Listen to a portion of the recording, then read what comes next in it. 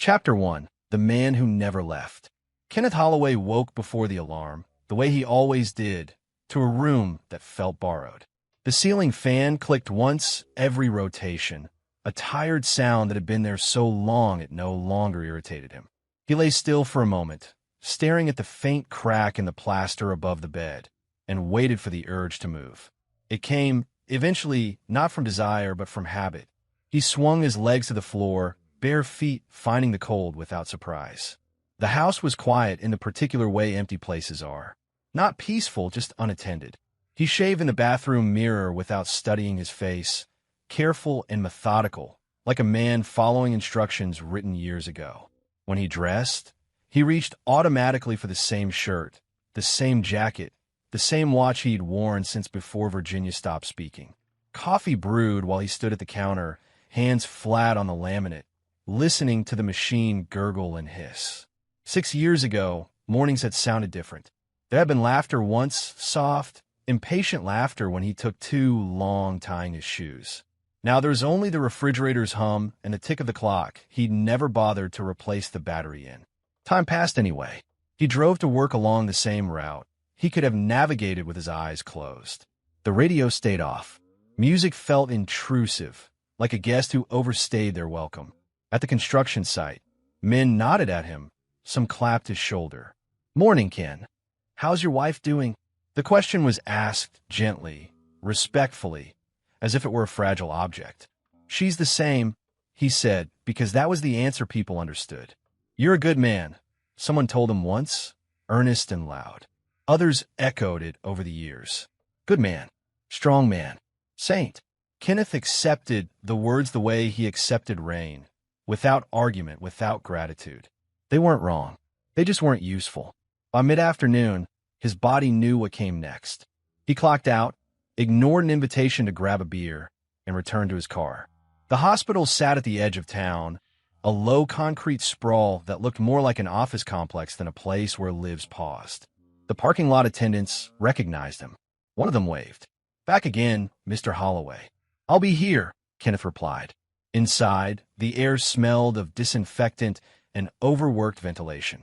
The floor tiles reflected the fluorescent lights in dull squares. He signed in without reading the clipboard, nodded to the same nurse at the same desk. "She's stable," the nurse said as she always did. "Thank you," Kenneth said, because politeness still mattered to him. Virginia's room was quiet except for the steady rhythm of machines. She lay exactly as she had the night before, her body arranged carefully by hands that weren't his. Her hair was brushed back, her face calm in that unsettling way that suggested sleep without dreams. Kenneth pulled the chair close to the bed and "Saturday, hey," he said softly, because silence felt rude. He talked to her about nothing. About the weather, about a cracked pipe at work, about a stray dog he'd seen near the gas station. He didn't expect answers. He didn't even hope for them anymore. Speaking was simply something he did, like breathing, like showing up. When the doctors first told him she might never wake, he had argued. Not loudly, not angrily. He'd asked questions, listened to probabilities, clung to percentages that sounded more like prayers than science. Over time, the language shifted. Might became unlikely. Unlikely became permanent. Permanent settled in his chest like sediment. Leaving had never felt like an option. The idea of it made his throat close, as if walking away would be the same as pushing her underwater. So he stayed. He stayed when friends stopped calling. He stayed when his savings drained into copays and treatments and therapies that promised improvement in measured millimeters. He sold his truck first, then the fishing gear that had once lived in the garage like old friends waiting for a call. He canceled vacations, then holidays, then birthdays. His world narrowed until it fit between his job and this room. A volunteer stopped by with a clipboard. "Still holding on," she said kindly. Kenneth smiled, thin and practiced. Holding on. It sounded heroic. It sounded like hope. But he wasn't holding on to Virginia anymore. He was holding on to the shape of his life, because letting go meant redefining himself, and he no longer knew how. Sometimes he imagined the man he used to be, sunburned, laughing, hands smelling of lake water and motor oil. That man felt like a story he'd heard once and forgotten the ending to. Now there was only this version. Efficient, quiet, dependable. A man whose calendar was built around visiting hours. At home that night, he reheated leftovers and ate standing at the counter. The couch remained untouched. The bedroom door stayed open. He paid bills methodically, crossing off amounts with a pen that ran low on ink. Insurance statements piled neatly in a folder labeled with her name. His name came second. Before bed, he stood in the doorway of the guest room, the one that had slowly become his. Virginia's clothes still hung in the closet, untouched, as if she might need them tomorrow. He had never brought himself to move them. Some lines, once crossed, could not be redrawn. He lay down and stared into the dark, the fan ticking overhead. Sleep came eventually, shallow and unremarkable. When he dreamed, it was not of miracles or reunions, but of routines, endless hallways, endless chairs, endless mornings that began exactly the same way. Kenneth Holloway had not abandoned his wife. He had not fled, or broken, or failed. He had simply stayed. And in staying, he had learned a truth no one praised him for, a truth that settled quietly into his bones. Some people don't die, they just stop being present. Chapter 2, A Body That Doesn't Fade. Kenneth noticed the fingernails on a Tuesday. It wasn't dramatic. There was no music cue, no tightening in his chest. He was pulling his chair closer to the bed, the legs scraping softly against the floor, when his eyes caught the color, pale pink, glossy, neat. Too neat. He stared at Virginia's hand resting atop the blanket. The nails were evenly shaped, cut clean, polished carefully. Not chipped, not faded. Fresh. Hospital policy didn't allow nail polish. He knew that. 6 years of forms, pamphlets, and quiet rules had carved it into him. No cosmetics. No outside grooming. Infection risk. Liability. Consistency. He said nothing. Instead, he reached out and held her hand like he always did, thumb resting lightly against her knuckle. Her skin felt warm. Not clammy. Not fragile. Warm, like someone who had just washed their hands. Looks like spring finally decided to show up, he said softly, glancing toward the window, even though the blinds were half closed. You always like this time of year. The machines hummed their steady reassurance. Virginia didn't move. Kenneth stayed for his usual hour. He talked about work, about a crack beam that had nearly collapsed before lunch, about a joke one of the guys told that no one laughed at. He talked because silence felt like surrender, and he'd surrendered enough already. When he left, he paused at the door and looked back at her hands once more. The polish caught the light. On the drive home, he told himself it was nothing. Maybe a nurse had broken protocol. Maybe policy had changed and no one told him. Maybe his memory was wrong. 6 years was a long time to trust details. That night, he slept poorly. The next day, he arrived earlier than usual. The same nurse greeted him at the desk. She's stable, she said, flipping a page on the chart. Did anything change yesterday? Kenneth asked, keeping his voice neutral. The nurse shook her head. No, sir. He nodded and walked on. In the room, Virginia's hair was brushed back neatly, more than usual. Not just dead-angled, styled. The part was clean, intentional. Her face looked rested. There were no dry patches on her skin, no discoloration, none of the subtle decay he'd learned to expect despite constant care. He sat and studied her without realizing he was doing it. 6 years in a bed should leave marks. Muscles should waste. Joints should stiffen. Skin should thin and pale. He'd seen it happen in the ward to other patients whose families stopped visiting. Bodies told the truth, even when people didn't. Virginia's body didn't. He leaned back in his chair, arms folded. You look good today, he said quietly. Better than me, that's for sure. Still nothing. A doctor came in mid-visit, younger than most, with tired eyes and a tablet tucked under his arm. Mr. Holloway, he said, polite and distant. How are we today? We? Kenneth asked, almost smiling. The doctor cleared his throat. She remains in a persistent vegetative state. No meaningful changes. Kenneth hesitated, then gestured toward Virginia's hand. Are visitors allowed to paint patients' nails now? The doctor glanced briefly, barely a second. Cosmetic grooming can be permitted under supervision, he said. It's beneficial for dignity. That new, Kenneth asked. The doctor shrugged. Policies evolve. In a muscle tone, Kenneth asked, surprising himself. She hasn't lost much. The doctor's expression didn't change. We do regular physical therapy. Passive movement. Kenneth nodded. Every night. This time, the doctor paused. I'd have to check the schedule. That's fine, Kenneth said. Just curious. The doctor offered a thin smile, typed something into the tablet, and left. Kenneth sat alone again, the room suddenly smaller. He felt foolish. Suspicious thoughts felt disloyal, like accusing someone who couldn't defend themselves. Virginia had trusted him once. Loved him even, hadn't she? But the details didn't leave him. Over the next week, he watched more closely. He noticed the faint scent of shampoo that wasn't hospital-issued. Lavender. He noticed her lips weren't dry. He noticed how the blanket was sometimes folded differently than when he'd left it the night before. Once, he adjusted her pillow and felt warmth beneath it, as if someone had been there recently. Not hours ago. Minutes. He mentioned nothing. At work, his friend Marcus noticed his distraction. You okay, man? Marcus asked, handing him a bottle of water. You look like you're carrying bricks in your head. Just tired, Kenneth said. You're still going to the hospital every day? Marcus asked. Yeah. Marcus shook his head. I don't know how you do it. Neither did Kenneth. One evening, as he was leaving the ward, he overheard two nurses talking quietly near the supply room. She's lucky, one said. Not everyone gets that kind of attention. The other laughed softly.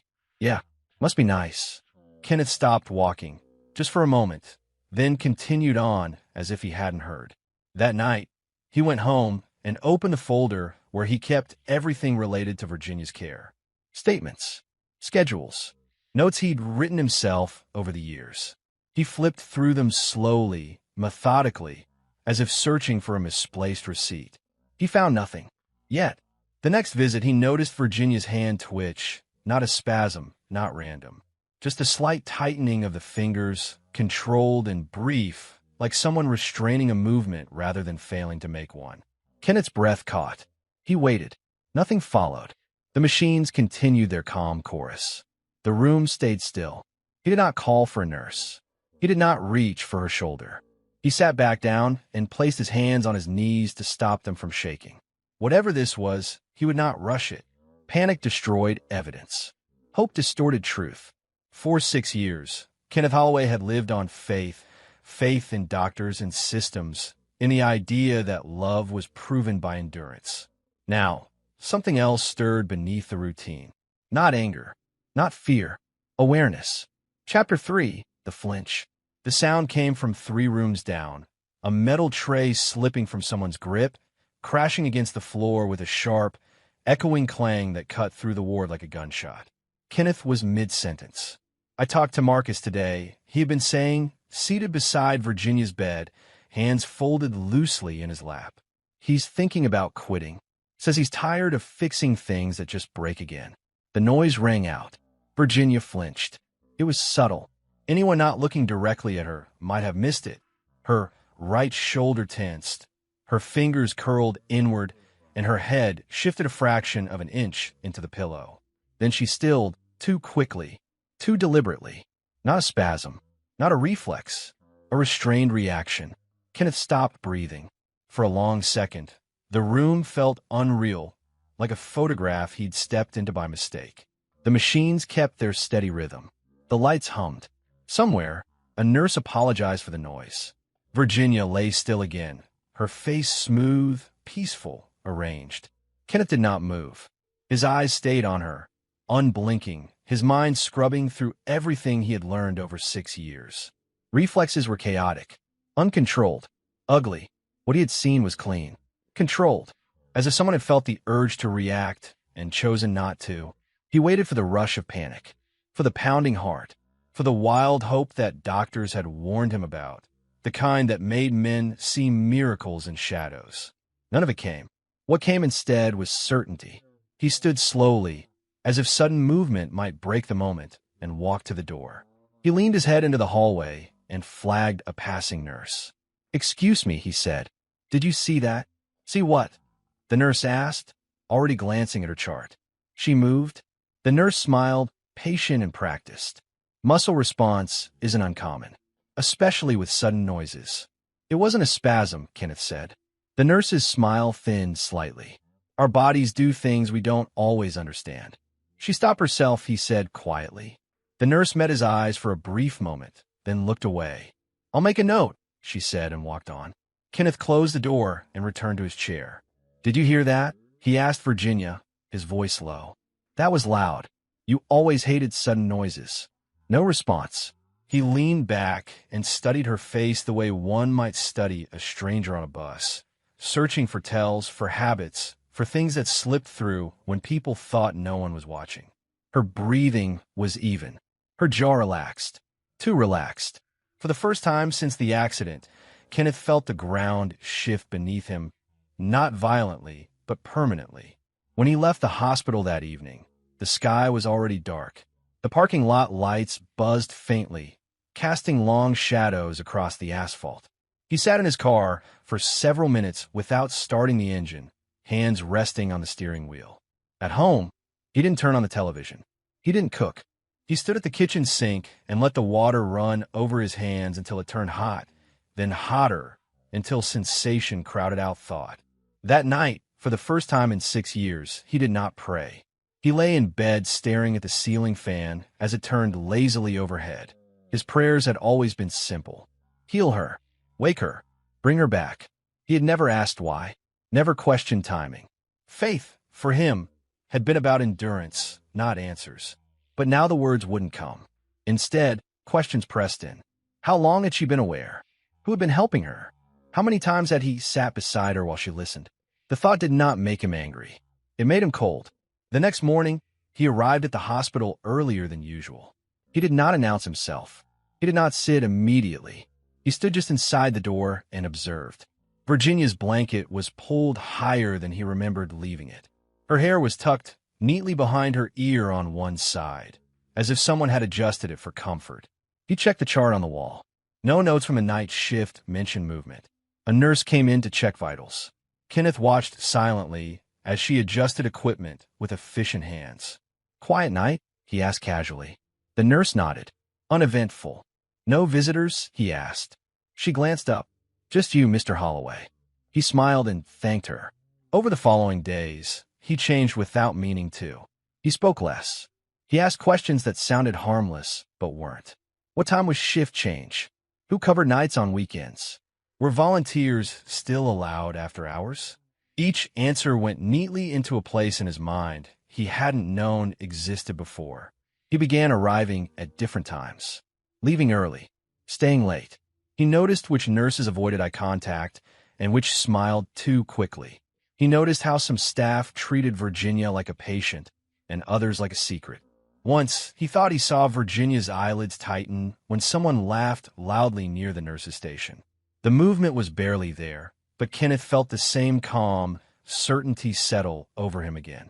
He didn't confront anyone. He didn't touch her differently. He didn't accuse. At work, Marcus asked if things were improving. You look sharper, he said. Like you finally slept. Something like that, Kenneth replied. At home, he stopped sitting in the dark. Instead, he began writing things down. Times. Details. Nothing dramatic. Just observations. The way a man might prepare for a task he hadn't fully defined yet. On Friday evening, a janitor dropped a mop bucket in the hallway. The crash echoed off the walls. Virginia's fingers curled. Just once. Kenneth didn't react. He stood, adjusted the chair, and spoke evenly. You don't have to pretend with me, he said softly. I'm good at waiting. He watched her for a long time after that. The room felt different now. Not like a shrine, not like a grave, but like a stage after the curtain had fallen, props still in place, actors gone. When he finally left, he did not look back. Devotion had carried him for 6 years. It had given him purpose when hope had failed. But devotion required blindness, and blindness was no longer possible. That night, Kenneth Holloway stopped praying for his wife to wake up and began watching her like a stranger. Chapter 4, Leaving Without Leaving. Kenneth told everyone the same story. At work, he mentioned it casually, as if it were an inconvenience rather than a decision. Got a short-term assignment out of town, he said while pulling on his gloves. Couple of weeks. Maybe longer. Marcus frowned. You sure that's a good idea? With your wife and all? I cleared it, Kenneth replied. Hospital knows how to reach me. The lie slid out smoothly. That surprised him. He'd never been good at lying before. Or maybe he just never needed to be. At the hospital, he told the nurses with the same calm tone. I'll be gone for a bit, he said. Work stuff. We'll take good care of her, one nurse assured him, patting the rail of Virginia's bed. I know, Kenneth said, and meant something different by it than she did. He stayed longer than usual that final afternoon, sitting beside Virginia as the light shifted from white to gold through the slats of the blinds. He spoke about mundane things, gas prices, a pothole near the interstate, a sandwich he'd eaten that wasn't worth the money. He avoided anything emotional, anything that could be mistaken for a goodbye. When visiting hours ended, he stood and straightened the blanket with practiced care. I'll see you soon, he said, his voice even. Virginia didn't move. At home, he packed deliberately. He didn't rush. He folded clothes neatly, choosing items that suggested absence, extra socks, an old jacket, a charger. He left other things behind on purpose. The house needed to look like a man who planned to return. The bed remained made. The refrigerator stocked. Bill scheduled. He placed his suitcase by the door, then moved it to the bedroom, then back again. Small adjustments. Control. Before leaving, he turned off every light except the porch. Neighbors needed to see something familiar. He locked the door, got into his car, and drove away, slowly, visibly, until the road curved out of sight. Then he turned around. He parked several blocks from the hospital, where the streetlights were dimmer and the buildings older. He sat in the car for a long moment, engine off, listening to the ticking sound it made as it cooled. His hands rested loosely on his thighs. They did not shake. He checked his phone. Battery full. Storage clear. He had tested the camera earlier, practicing angles on empty rooms, recording nothing, deleting it again. Preparation was a kind of comfort. Kenneth walked the remaining distance on foot, keeping the shadows. The hospital after dark felt like a different place, quieter, more porous. A place where rules softened at the edges. He slipped through a side entrance he knew stayed unlocked after hours, nodding once to a security guard who barely looked up from his screen. He took the stairs instead of the elevator. He didn't want to be remembered. Virginia's floor was dimly lit, the overhead lights lowered to a gentle glow meant to encourage sleep. The nurse's station was quiet, occupied by a single figure typing slowly. Kenneth moved past without stopping and found an empty supply closet across from Virginia's room. Inside, it smelled of bleach and cardboard. He eased the door, closed, until only a narrow crack remained. From there, he could see the length of the hallway and the door to Virginia's room. He waited. Minutes stretched. An hour passed. A janitor pushed a cart by, wheels squeaking softly. A nurse checked a chart and disappeared into another room. The hallway settled again. Kenneth leaned back against the shelves and closed his eyes, not to sleep, but to conserve himself. He thought of nothing. Thinking invited doubt, and doubt was a luxury he could not afford. Near midnight, the hallway changed. It wasn't dramatic. No alarms. No sudden rush of movement. Just a subtle shift in atmosphere, like the moment before someone enters a quiet room. Virginia's door opened. Not all the way. Just enough. Kenneth opened his eyes. A foot appeared at the threshold. Bare. Then another. Virginia stepped into the hallway with careful ease, closing the door behind her without a sound. She stood upright. Perfectly upright. Kenneth's breath remained steady. She stretched once, rolling her shoulders as if shaking off stiffness. Then she reached up and pulled her hair into a loose tie, movements efficient and practiced. She walked down the hall toward the bathrooms, her steps confident, balanced. Kenneth raised his phone and began recording. Virginia returned minutes later wearing jeans, a dark sweater, shoes slung over one shoulder. She slipped them on by the wall, tying the laces quickly. She glanced down the hallway, alert, aware. Not confused, not disoriented, alive. She moved toward the stairwell. Kenneth followed at a distance, keeping the phone steady, framing her carefully. His pulse did not race. His hands did not tremble. 6 years of endurance had trained him well. They descended the stairs together, silently, floors apart. In the lobby, Virginia paused near a side exit and checked her reflection in the glass. She smiled to herself, small, private. The door opened. A man stood waiting outside. He was tall, broad-shouldered, dressed casually. When he saw her, his face broke into something warm and familiar. Relief. Affection. Virginia crossed the distance between them without hesitation. They kissed. Not hurried. Not guilty. A kiss that belonged to people who had done this many times before. His hands settled at her waist. Hers slid easily around his neck. Kenneth adjusted the angle and recorded everything. The man said something Kenneth couldn't hear. Virginia laughed softly, leaning into him. He opened the passenger door of a car parked illegally at the curb, and she slipped inside, comfortable, practiced. Before closing the door, he kissed her again, lingering this time. She touched his cheek in a gesture so intimate it felt rehearsed. The car pulled away. Kenneth lowered the phone and stopped recording. He stood alone in the shadow of the hospital entrance, the night air cool against his face. The building behind him hummed steadily, continuing its quiet lie. He did not feel rage. He did not feel disbelief. He felt confirmation.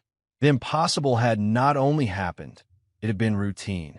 Kenneth Holloway watched the taillights disappear into the dark, then checked his phone once more, ensuring the footage was saved. It was Chapter 5, The Other Life. Kenneth did not follow them that night. He considered it, stood on the curb long after the car disappeared, weighing impulse against patience. Impulse wanted emotion. Patience wanted proof.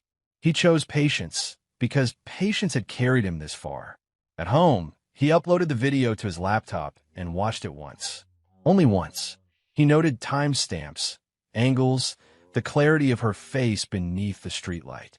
He labeled the file with the date and time, then copied it to a flash drive and slid it into a small lockbox beneath the bed.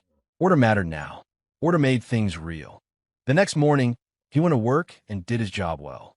Marcus asked how the trip was shaping up. "You leave tomorrow, right?" "Tonight," Kenneth said. "I'll be back sooner than planned." "Your wife okay with that?" Kenneth paused, then nodded. "She's fine." After work, he returned to the hospital, not to Virginia's room, but to the administrative wing. He wore a neutral expression, the kind that invited efficiency rather than suspicion. "I'm trying to track down an old volunteer," he told the woman at the front desk. "Name's Kyle. He helped coordinate schedules a few years back. Mercer, I think." The woman frowned at her screen. "Volunteers rotate. We don't keep detailed records past a certain point." "I figured," Kenneth said easily. "He helped us a lot when my wife was first admitted. Thought I'd send a thank you." The woman's expression softened. Gratitude was a universal key. She tapped a few keys, leaned closer to the screen. "Kyle Mercer," she said slowly. "Left about 4 years ago. No, wait, 5. Moved on to private sector, I think. Any contact info?" Kenneth asked. She hesitated, then scribbled a number on a sticky note. "This might be old." "It's enough," Kenneth said. It was. Kyle Mercer answered on the second ring. "Yeah." "Hi," Kenneth said. "You don't know me. My name's Kenneth Holloway. You volunteered at St. Mary's." There was a brief silence. "That was a long time ago," Kyle said. "My wife was a patient," Kenneth replied. "Virginia Holloway." Another pause. "Longer this time." "I remember," Kyle said carefully. "I like to talk," Kenneth said. "Nothing formal. Just closure." Kyle exhaled. "I don't think that's a good idea." "I think it is," Kenneth said. "Coffee. 10 minutes." Kyle named a cafe across town. "Neutral ground." Kenneth agreed. He arrived early and took a seat facing the door. When Kyle walked in, Kenneth recognized him immediately. The same broad shoulders, the same casual confidence. Kyle scanned the room, spotted him, and hesitated before approaching. "You look well," Kyle said, sitting down. "So do you," Kenneth replied. They ordered coffee. Small talk followed, stiff and polite, until Kenneth set his cup down. "I saw you last night," he said. Kyle's eyes flicked toward the window. "I don't know what you're talking about." "I watched you kiss my wife," Kenneth said calmly. Outside the hospital, silence settled between them like dust. Kyle leaned back slowly. "You shouldn't be saying things like that. You shouldn't be doing things like that," Kenneth replied. "But here we are." Kyle's jaw tightened. "She told me you knew." "That's interesting," Kenneth said. She hasn't spoken to me in 6 years. Kyle stood abruptly. I'm leaving. You can, Kenneth said. But you won't change what I already know. Kyle hesitated, then sat back down, rubbing his hands together. It wasn't supposed to happen like this. When was it supposed to happen? Kenneth asked. Kyle laughed bitterly. You really want the whole story? Yes, Kenneth said. I do. Kyle stared into his coffee. We met before the accident. She was unhappy. Said you were kind, but absent. Said she felt invisible. Kenneth nodded once. He had heard versions of that before. She was planning to leave, Kyle continued. Then the accident happened. At first, it was real. She was out. When she came around, she panicked. Didn't want to go back to the life she'd already decided to escape. So she stayed, Kenneth said. Kyle swallowed. At night. She said it was temporary. Kenneth stood. Thank you for your honesty. That's it, Kyle asked. You're not going to? No, Kenneth said. I'm going to listen. Over the next week, he did. He accessed old emails from an account Virginia had forgotten he knew about. Messages dated months before the accident. Plans, arguments, apologies. He found photos she had never sent him. Smiles meant for someone else. He visited the library and pulled archived volunteer schedules. Kyle's name appeared again and again. Late shifts, overlapping Virginia's recovery milestones. He traced patterns. Nights she was stable. Mornings she looked refreshed. The story assembled itself piece by piece, not with drama, but with inevitability. Virginia had not been trapped. She had been careful. The coma had given her what she wanted without consequence. A devoted husband to pay the bills. A lover to provide escape.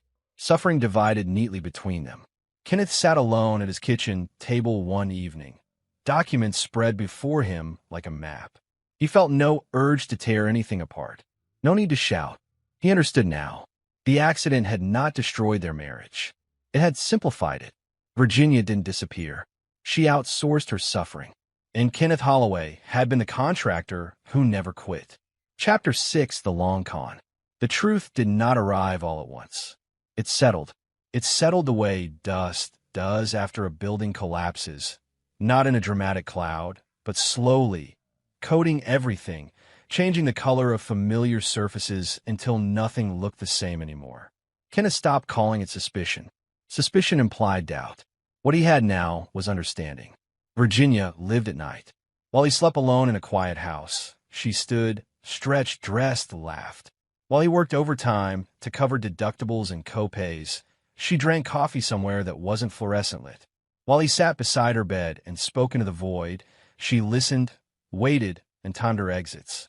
The realization did not break him. It aligned him. He began reconstructing the lie from the inside out. The hospital, first. St. Mary's had always felt orderly, competent, layers of protocol designed to protect patients and shield staff. But Kenneth saw the seams now. Shift changes, understaffed nights, volunteers with access but little oversight. The assumption that a man who visited every day could not be deceived. He remembered a nurse once saying, "You're here more than some of us." It had been a compliment. It had also been permission. Kenneth requested copies of care logs under the guise of organizing paperwork for insurance. No one questioned it. He was the husband, the devoted one. He sat at his kitchen table night after night, scanning entries. Patient stable. No change. Resting. Words repeated so often they lost meaning. He noticed patterns. Gaps. Notes signed by the same initials on nights Virginia looked particularly rested the next day. A volunteer badge number that appeared frequently, then vanished entirely after Kyle Mercer left. The system had never looked closely because it had no reason to. Long-term coma patients faded into background noise, monitored, maintained, forgotten. Insurance came next. Kenneth called the provider with questions framed as concern.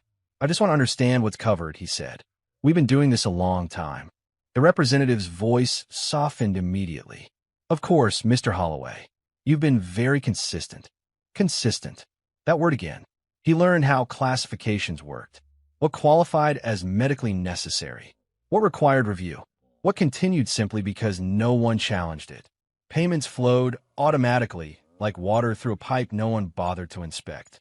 Kenneth realized then how easy it had been. Not because Virginia was brilliant. Not because Kyle was cunning. Because Kenneth was predictable. His reputation had been the strongest lock on the door. A faithful husband did not question. A faithful husband endured. A faithful husband stayed quiet. People trusted the quiet ones. At work, Marcus mentioned an article about healthcare fraud. Crazy what people get away with, he said, shaking his head. Kenneth nodded. Usually takes someone on the inside to notice. Marcus laughed. Yeah, or someone with too much time. Kenneth said nothing. At the hospital, a nurse smiled at him and said, "She's lucky to have you." Kenneth smiled back and thought, "You have no idea." The final piece was emotional, not logistical. He sat in Virginia's room one afternoon and watched her chest rise and fall. He noticed how her breathing changed slightly when staff entered, subtle, almost imperceptible. He noticed how her jaw tightened when voices lingered too long. She was always ready, prepared, waiting. He leaned forward and spoke softly. "You know they think I'm a hero, right?" No reaction. "They tell people about me," he continued. "How I never missed a day. How I never gave up." He smiled faintly. "Funny thing is, I didn't stay because I was strong. I stayed because I didn't know who I'd be if I left." He sat back. "I think you knew that." The machines hummed. The room held its breath. Kenneth felt no urge to shout, no desire to shake her awake and demand explanations. That would have been an ending she could prepare for. A confrontation would give her something to push against. He had learned enough to know she survived by managing narratives. Tears, confusion, apologies rehearsed in advance. He would not give her a stage. That evening, he went home and cooked a proper meal for the first time in months. He ate slowly, tasting everything. He cleaned the kitchen thoroughly. He slept deeply. In the days that followed, he changed nothing outwardly.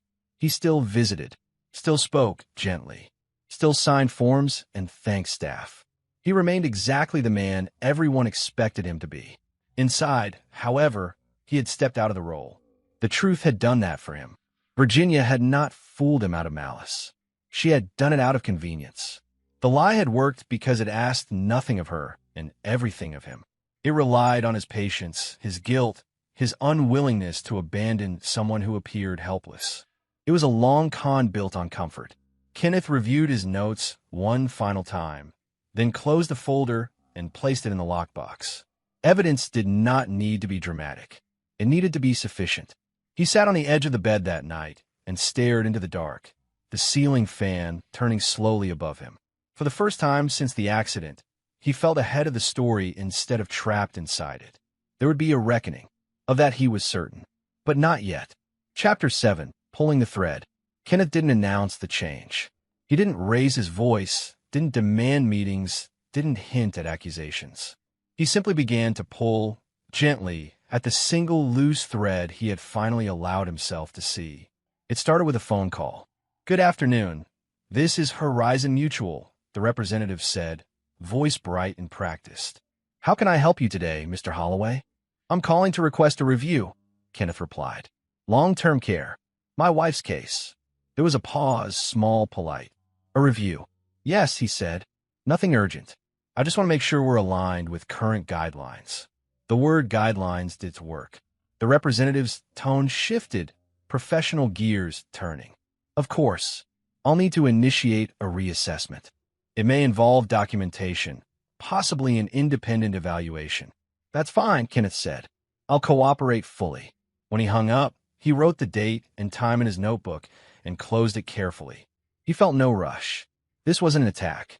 It was maintenance.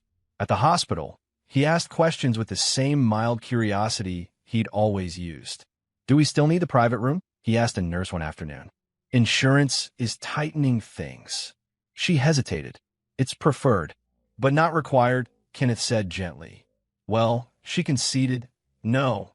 Then we'll switch," he said. "Whatever standard." He signed a form without ceremony. He canceled the nightly specialty meals ordered through an outside service, organic, customized, expensive. He downgraded physical therapy to the minimum covered.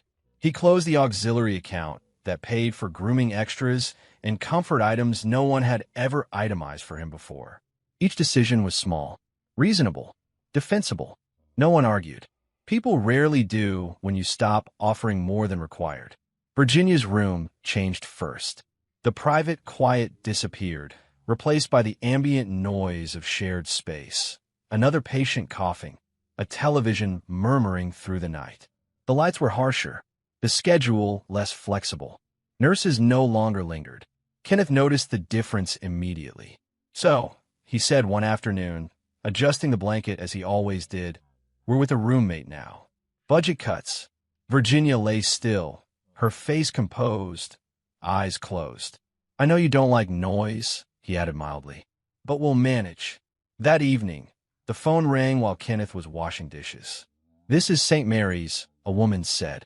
"There's been a change in your wife's coverage." "Yes," Kenneth replied. "I requested it."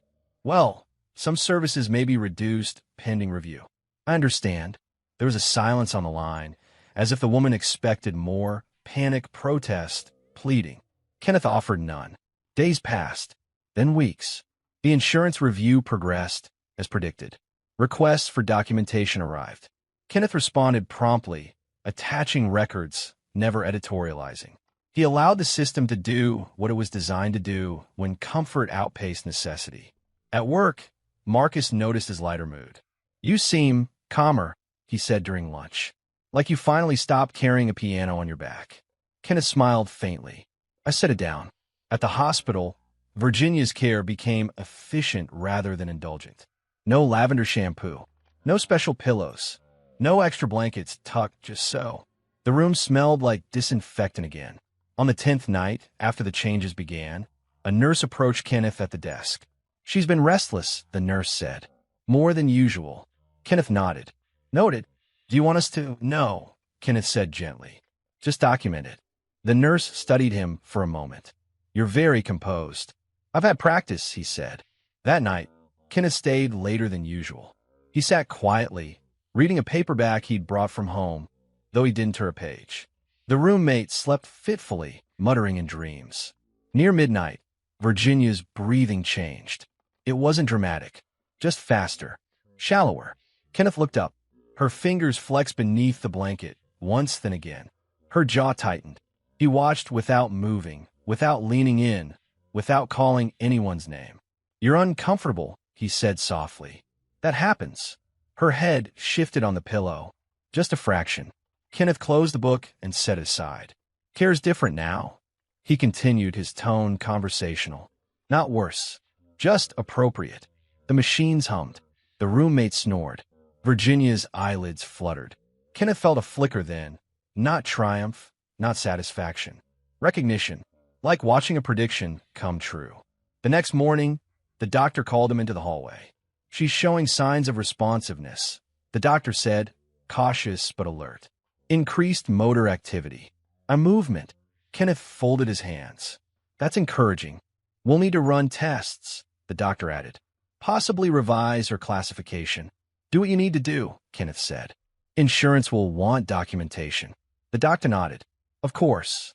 By the third day, the changes were impossible to ignore. Virginia shifted when spoken to. Her fingers tightened around the bedsheet. Once, when a tray clattered to the floor, her shoulder jerked sharply, openly, without restraint. A nurse gasped. "Did you see that?" Kenneth did not answer. On the 5th day, Virginia opened her eyes. The room seemed to freeze around it. The nurse called for assistance. The doctor arrived, voice low and urgent. Kenneth stood at the foot of the bed, hands in his pockets, observing. "Virginia," the doctor said, "can you hear me?" Her eyes moved, focused, found Kenneth. For a moment, just one, something like fear crossed her face. Kenneth held her gaze steadily. "She's waking," the doctor said, unable to keep the excitement from his voice. "Yes," Kenneth replied. "She is." Tests followed. Assessments. Notes scribbled rapidly into charts. Words like unexpected and remarkable floated through the air. Kenneth answered questions simply, never volunteering more than asked. When they were finally alone again, Virginia looked at him, really looked at him, for the first time in 6 years. Her mouth opened. "Ken," she croaked, voice raw and thin. He did not step closer. "Thirsty," she whispered. Kenneth pressed the call button. A nurse hurried in. She needs water, Kenneth said. Ice chips. The nurse complied, beaming. This is incredible, she said. You must be so relieved. Kenneth watched Virginia sip carefully, her hands shaking, not weak, but unused to pretending otherwise. Yes, he said, relieved. Later, as visiting hours ended and the lights dimmed, Kenneth stood to leave. Virginia watched him with wide, searching eyes. Don't go, she said hoarsely. He paused at the door. I'll be back tomorrow, he replied calmly. We'll talk then. He left without looking back, his footsteps steady down the hall. The system had tightened. The comforts had vanished. And only then, only when the money stopped, had Virginia woken up. Chapter 8. Awake and Cornered. Virginia woke into a room that no longer belonged to her. The walls were the same dull color, the lights the same sterile white, but the quiet had changed. It was tighter now, alert. She blinked several times, eyes watering, and turned her head slowly, as if testing whether the world would allow it. Ken, she whispered. Kenneth stood by the window, hands in his coat pockets, watching the parking lot 3 floors below. He didn't turn around right away. He waited until her breathing steadied, until the room settled. I'm here, he said. Relief flickered across her face. Thank God, she murmured. I don't remember much. Everything's foggy. My head hurts. That's normal, Kenneth replied evenly. She swallowed. How long was I out? 6 years, he said. Her eyes widened. 6. She shook her head weakly. No, that can't be right. I remember something.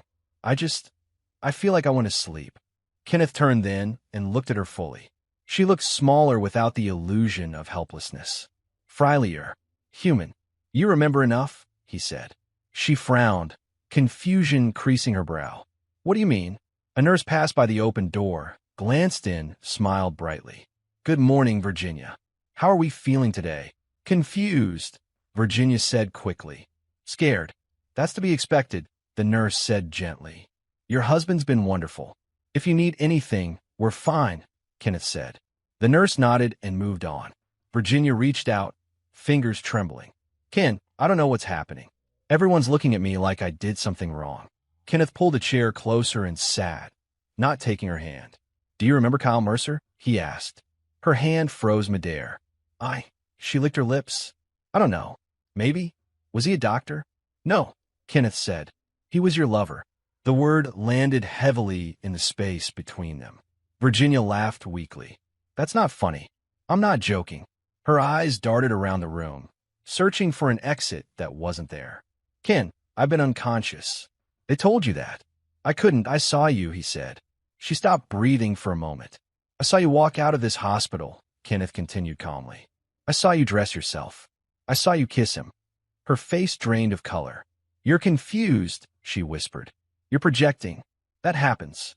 The doctor said I recorded it, he said. More than once. Silence stretched. A machine beeped softly, irritated at being ignored. Virginia's mouth opened and closed. I don't remember, she said finally. I swear. Maybe I was disoriented. Maybe I thought, you met him regularly, Kenneth said. For years. Before the accident, too. Tears welled quickly now, spilling down her cheeks. I was unhappy, she said. You were always working. I felt alone. You felt alone, Kenneth repeated. So you let me carry everything. That's not fair, she cried. You don't know what it was like. I know exactly what it was like, he said. I lived it. She shook her head, sobbing. I didn't mean for it to go this far. It just happened. Kenneth reached into his coat pocket and placed a folded document on the tray table beside her.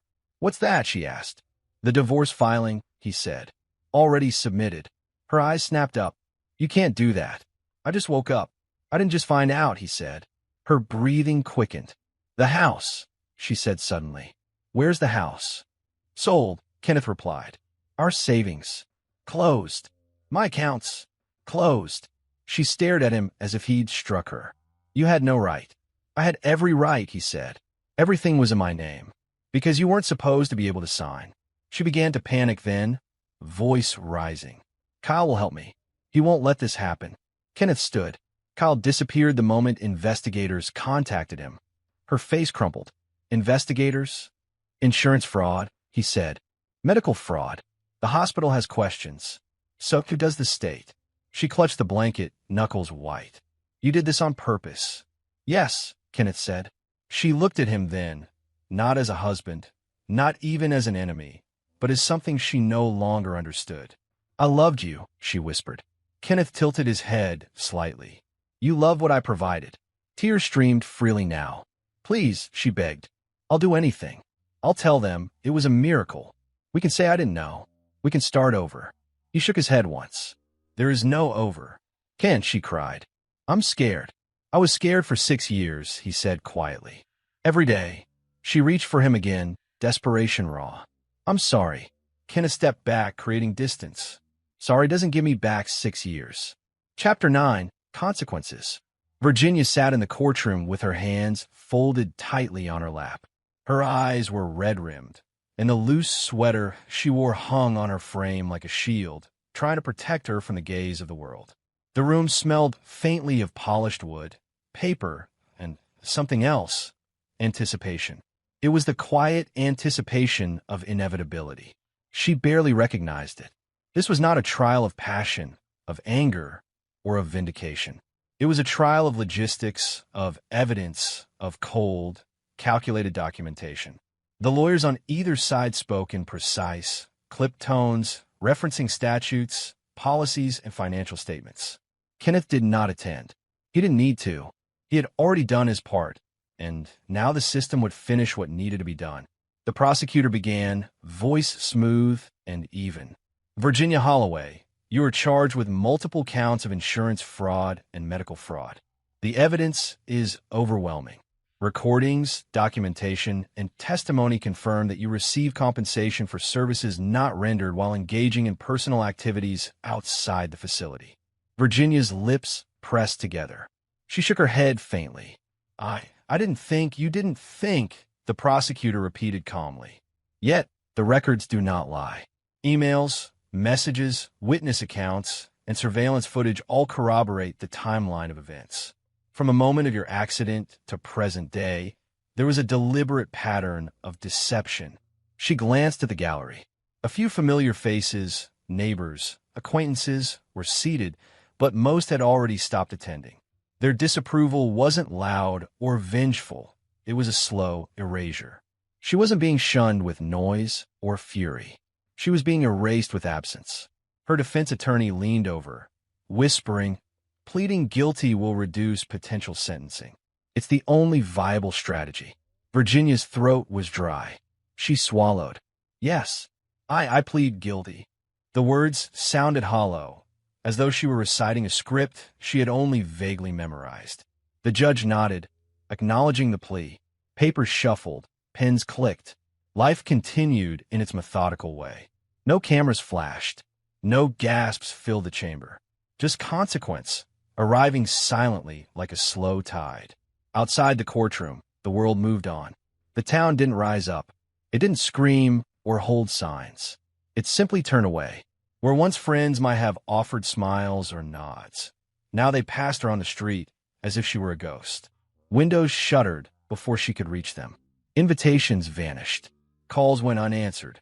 At the grocery store, a clerk who had once greeted her warmly now scanned her groceries with a mechanical, impersonal tone. Do you have your loyalty card? He asked, avoiding her eyes. Yes, she murmured. Thank you, he said, and continued scanning as if nothing else existed. Her parents did not call. Her sister's voice on voicemail was clipped and distant. Mom, and I think it's best you take some time alone, she said, leaving no room for argument. Virginia listened to the beep of the disconnected call and felt a hollow weight settle in her chest. Family, like friends, had disappeared quietly. Not with fury, not with words, but with distance. The apartment she rented while Kenneth's household had been reclaimed by the landlord when she fell behind on payments she hadn't anticipated. Every call from collection agencies reminded her that the world she had manipulated into comfort had no obligation to maintain it for her. Kyle had vanished entirely. The last phone call she made went straight to voicemail. Emails bounced back. Messages remained unread. When she drove past familiar haunts, the cafe where they met, the park where they lingered in stolen hours. No one remembered them. No one inquired. No one waited. She returned to the hospital once to retrieve personal items, but staff treated her as if she were a visitor from another time. Nurses remembered her, yes, but only in the practical sense. We have her paperwork. You need to sign here. Please leave your belongings in the bag. Virginia wandered through rooms she had once occupied as a patient, now empty or filled with strangers. Each step echoed in her ears. She had always believed her absence would go unnoticed. She had never anticipated the quiet accumulation of absence, the subtle way life eroded when nobody stood guard to preserve it. She tried to reach out to Kenneth once, leaving a voicemail that she replayed endlessly. I want to make this right, she said, voice trembling. I'll do anything to fix it. Please talk to me. Kenneth did not respond. He had moved on quietly, the cabin he purchased distant, modest, and peaceful. Fishing lines tangled in the gentle lapping of water. Volunteers at the local community center offered thanks for his presence, for his help. Not heroics, just purpose, quiet and uninterrupted. Virginia had no one to plead to now but the empty walls around her. No sympathetic audience remained. She had miscalculated not only the consequences of her actions, but the patience of the man she had taken for granted. Bills arrived in unending streams. Medical records needed updating. The fraud investigators contacted her multiple times a week. Each call reminded her that deception was not a story that ended with confessions. It ended with verification, documentation, and relentless accountability. The small apartment she finally secured after being evicted was cold and sparse. A second-hand mattress on the floor, a few mismatched chairs, a table scratched with years of wear.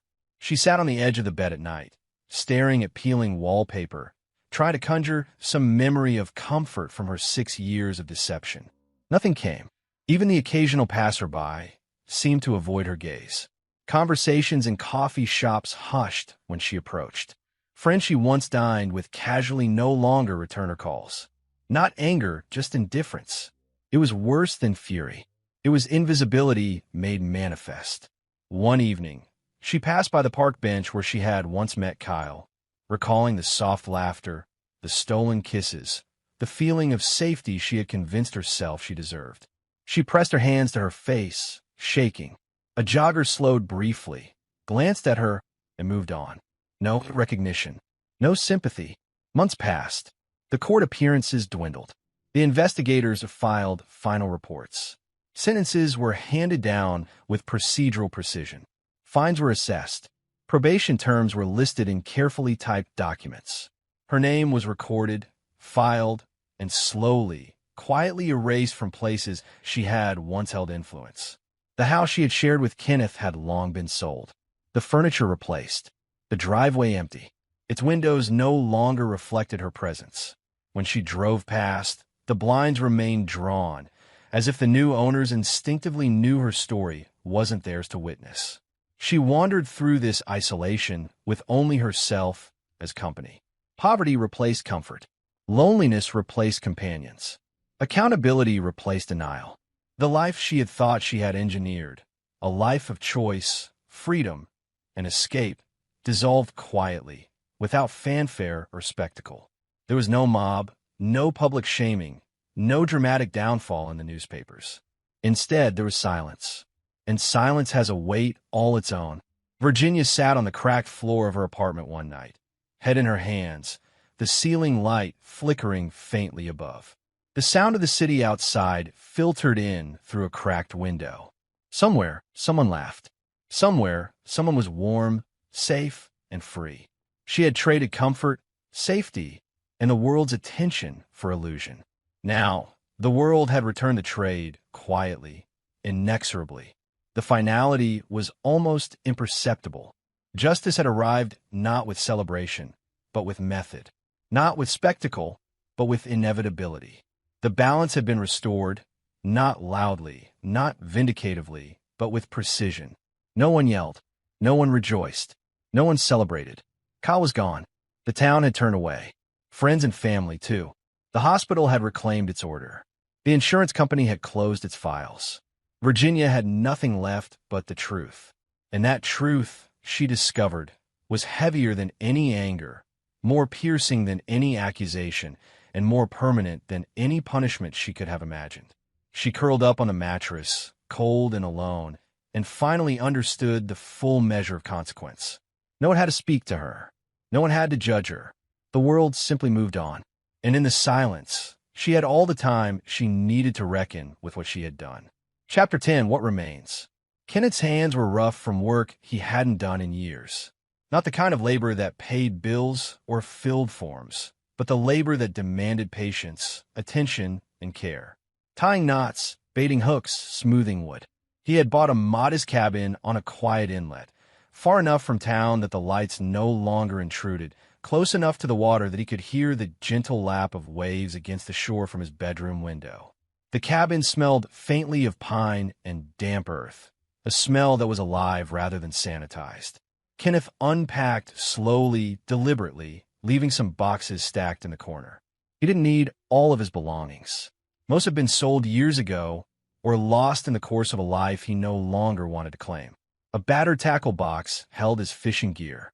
A small, worn notebook contained a few thoughts, lists, and sketches. The rest of his life fit comfortably on the shelves he had installed himself. He stepped outside onto the porch, inhaling deeply. The water stretched out in front of him, silvered by the early morning sun. A light fog drifted across the surface, curling around rocks and reeds. Kenneth reached into his pocket and pulled out a set of lures, testing their weight in his hand, feeling their balance.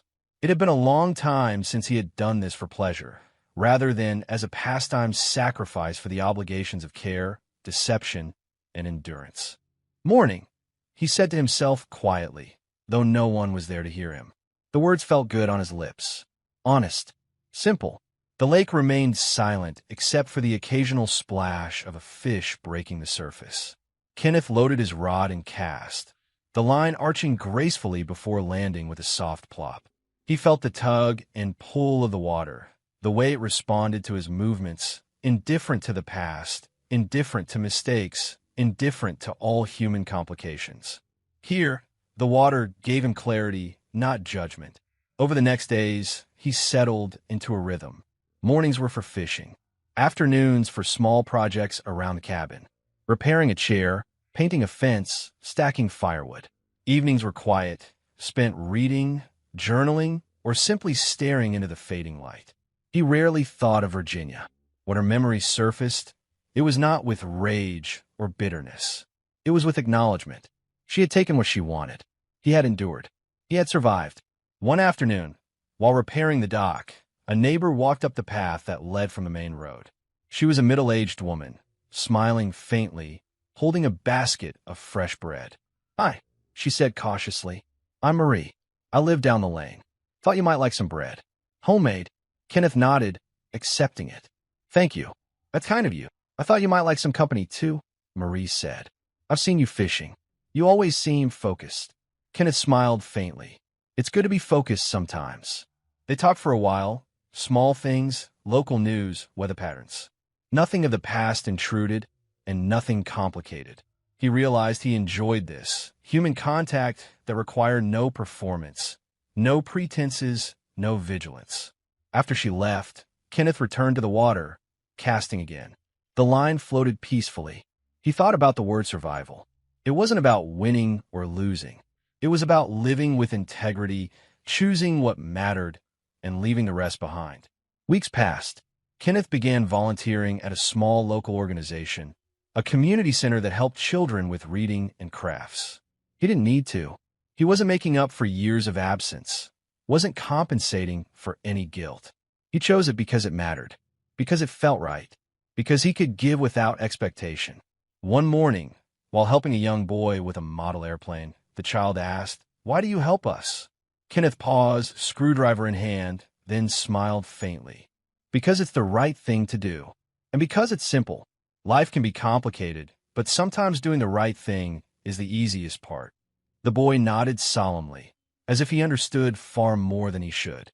Evenings at the cabin were quiet but never empty. The stars reflected on the water, shifting as the wind blew. Kenneth often sat on the porch, holding a cup of tea, listening to the occasional call of a loon or the rustle of reeds. He thought of Kyle Mercer sometimes, thought of Virginia, but the thoughts were like driftwood floating on the surface. Present but untouchable. One afternoon, Kenneth repaired a section of the dock that had rotted during the winter. He worked methodically, nail by nail, plank by plank. Each movement was precise, deliberate, satisfying in a way that paper and forms never had been. As he hammered, he thought of control. Not control over others, but control over himself, over his choices, over what he let into his life. That evening, he cleaned the cabin, swept the floor, wiped the counters. He paused, listening to the creak of the wooden floorboards under his bare feet. The sound was grounding. He remembered a friend once telling him that freedom isn't always loud, isn't always dramatic. Freedom is the quiet space where you make your own decisions, where your actions are yours alone. Kenneth poured another cup of tea, walked to the water's edge, and skipped a small stone across the surface. Each bounce was satisfying, a small reminder that life, like water, continued even when you had no reason to expect it. The months rolled by. Kenneth's days were predictable, simple, and complete. There were mornings of mist rising from the lake, afternoons of reading on the porch, evenings of quiet reflection. The cabin, the water, the small town, they were not escapes. They were life, pure and unadulterated. He did not feel euphoric. Happiness, he realized, was not something to be pursued like a prize.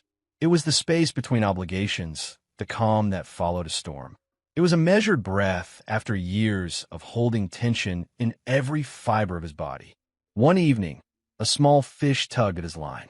Kenneth reeled it in, careful and patient, and admired it briefly before releasing it back into the water. It swam away without fear, without consequence, without concern for what came before or after. Kenneth watched it go and felt a quiet kinship with that freedom. As the sun sank below the horizon, painting the sky in muted pinks and grays, Kenneth sat on the dock. He sipped tea, watching the water ripple, listening to the wind rustle the reeds.